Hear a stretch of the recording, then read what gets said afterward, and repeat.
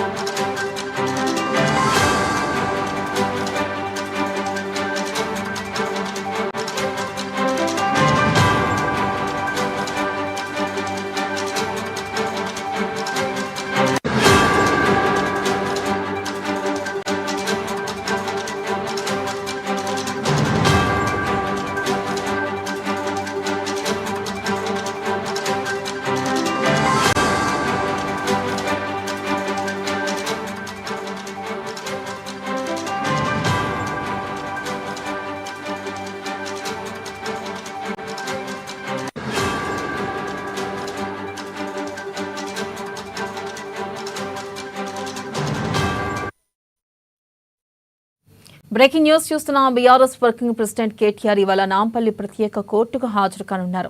మంత్రి కొండా సురేఖ చేసిన వ్యాఖ్యలపై పరువు నష్టం దావా వేశారు. ఇక ఈ కేసులో ఆయన కోర్టుకు హాజరై స్టేట్మెంట్ ఇవ్వనున్నారు. దీనిపై మరింత సమాచారాన్ని మా ప్రతినిధి లిఖిత అందిస్తారు.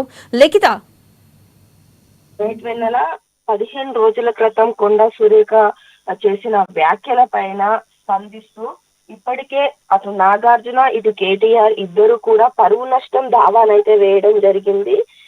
అంతేకాకుండా గత కొద్ది రోజుల క్రితం అటు నాగార్జున కుటుంబ సభ్యులు కూడా వారి యొక్క స్టేట్మెంట్ ని కోర్టుకు ఇవ్వడం అయితే జరిగింది. ఆ తర్వాత కొండా సురేఖ స్టేట్మెంట్ ని కూడా కోర్టు తీసుకోవడం అయితే జరిగింది. ఈ నేపథ్యంలో ఇవాళ కేటీఆర్ కూడా తన స్టేట్మెంట్ ని అందించేందుకు నాంపల్లి కోర్టుకు చేరుకోనున్నారు. ఇక సమంత నాగ చైతన్య విడాకుల వివాదంలో కొండా సురేఖ చేసిన వ్యాఖ్యల పైన అసలు వారి గొడవకు తమకు ఎలాంటి సంబంధం లేదంటూ ఇప్పటికే సమంత అయితే స్పష్టం చేయడం అయితే జరిగింది. అయినప్పటికీ కూడా కొండా సురేఖ వ్యాఖ్యలకు కొంతవరకు మనస్తాపానికి గురైన నాగార్జున కావచ్చు, నాగ చైతన్య కావచ్చు, ఆమె పైన పరువు నష్టం దావా కూడా వేయడం జరిగింది. వీరి విడాకుల నేపథ్యంలో ఇటు కేటీఆర్ ను ఆయన ఫోన్ ట్యాపింగ్ సంబంధించిన కేసును కూడా లాగడంతో కేటీఆర్ కూడా ఈ యొక్క వ్యాఖ్యలను ఖండిస్తూ ఆమె పైన మరో పరువు నష్టం దావా కూడా వేయడం అయితే జరిగింది. అయితే ఈ రోజు ఈ పూర్తి స్థాయి కేసు కు సంబంధించి కేటీఆర్ యొక్క స్టేట్మెంట్ ని కూడా రికార్డ్ చేసే పనిలో పడ్డారు. ఇక దీనిపైన కొండా సురేఖను కూడా ఆమె చేసిన వ్యాఖ్యలను నిరూపించుకోవాలంటూ కూడా కోర్టు కొంత సమయాన్ని అయితే ఇవ్వడం జరిగింది. ఇక ఈ నేపథ్యంలో కొండా సురేఖ యొక్క అడ్వకేట్ మాట్లాడుతూ తాను కావాలని మాట్లాడలేదు, కావాలనే సోషల్ మీడియా వేదికగా ఆమెను బ్యాట్ చేయాలంటూ కూడా ప్రయత్నం చేస్తున్నారు. అలాంటి వారిని వదలము అంటూ కూడా కొంతవరకు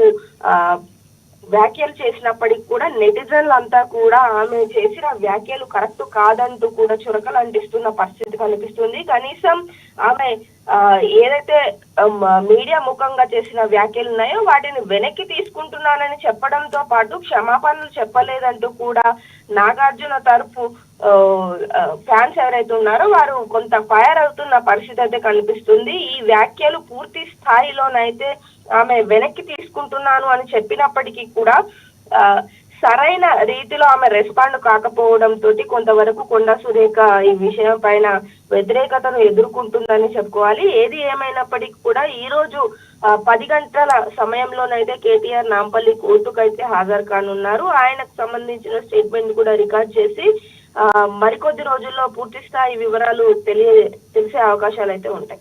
రైట్ లిఖిత, థ్యాంక్ యూ.